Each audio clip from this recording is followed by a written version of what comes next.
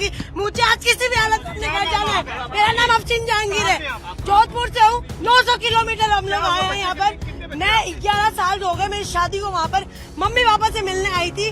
Within 48 hours में खाली करो, निकल गए। मेरे 2 बच्चे बॉर्डर के उस पार खड़े हुए अपने पापा के साथ। बस हेडलाइन चला दी 48 आवर्स की। मुझे कुछ नहीं पता, मेरी आवाज जहाँ तक भी पहुँच रही है। मुझे आज किसी भी हालत में बॉर्डर क्रॉस करना है, वरना मैं यही धरना दे के बैठ जाऊंगी। अगर मुझे नेशनलिटी नहीं मिली, मेरा कसूर है। ये अफसीना जी हैं, अफसीना जहांगीर, जिन्होंने बताया कि ये भी इंडियन पासपोर्ट होल्डर हैं लेकिन पाकिस्तान में मैरिड है। आप कब से मैरिड है पाकिस्तान? मैं 11 साल से मैरिड हूँ। हाँ, तो मेरे अब 2 बच्चे हैं। 10 साल का मेरा बेटी है। 8 साल का मेरा बेटा है। ठीक है, मेरे हस्बैंड वहीं के नेशनल बॉर्डर है। क्लोज हुआ, आज आप जब बॉर्डर गए वापस जाने के लिए पाकिस्तान, तो आपको क्या बोला गया? उन्होंने तो बोल दिया हमारे हाथ में कुछ नहीं है, इंडियन पासपोर्ट है वो चले जाए। भले 1 महीना का बच्चा पाकिस्तानी पासपोर्ट वाला है तो उसको भेज दे। अब कोई सेंस है? हाँ। कौन सा कानून है जो बच्चों को वहाँ से जुदा करवाता है? अब बताइए। हम सारे प्रोटोकॉल्स फॉलो कर तो रहे हैं। ये थोड़ी ना है कि मैं बगैर वीजा लिए हुए आ गई।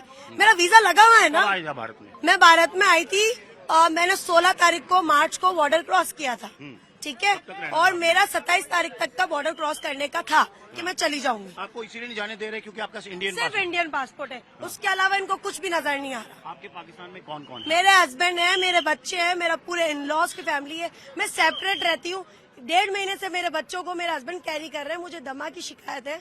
मैं अपने दमे का इलाज कराने आई थी और मैं पेरेंट्स से मिलने आई थी। मैं आप अपना आधा ट्रीटमेंट छोड़ के जा रही हूँ। 48 आवर्स तो पूरा चलाना चाहिए ना कि भाई शादीशुदा केस वाले भी होते हैं, सब कुछ होते हैं। अब कह रहे हैं यहाँ आके बोल रहे हैं कि एमए में कंप्लेंट करो, वहाँ कंप्लेंट करो। हमारे हाथ में कुछ नहीं, तो हाथ में है क्या?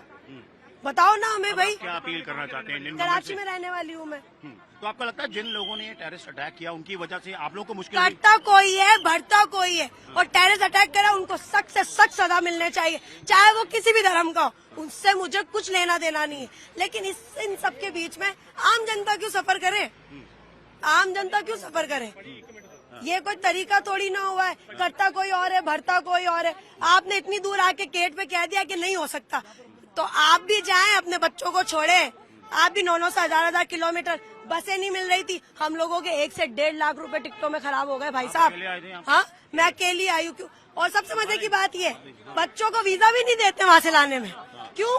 मेरे मियाँ को, मेरे बच्चों को वीजा दे देते। ये डॉक्यूमेंट वो डॉक्यूमेंट है, ये मेरी नेशनलिटी की स्लिप है। ये मेरी नेशनलिटी की स्लिप है सर। जब मुझे वो लोग नेशनलिटी देंगे ना वहाँ पर पाकिस्तान की, तो ये जमा हो जाएगा। ये मेरा हाफ प्रूफ है पूरा। इसकी बुनियाद पे टेररिस्टों ने मुश्किल कर दिया आपके लिए। टेररिस्टों ने क्या मुश्किल की है, उसके अलावा उसके बाद गवर्नमेंट ने भी हमारे लिए मुश्किल कर दी। तो गवर्नमेंट से दरख्वास्त करती हूँ, हाथ जोड़ के दरख्वास्त करती हूँ कि आप हमारे लिए रास्ता खोल। आप विजिटर को नहीं जाने दें।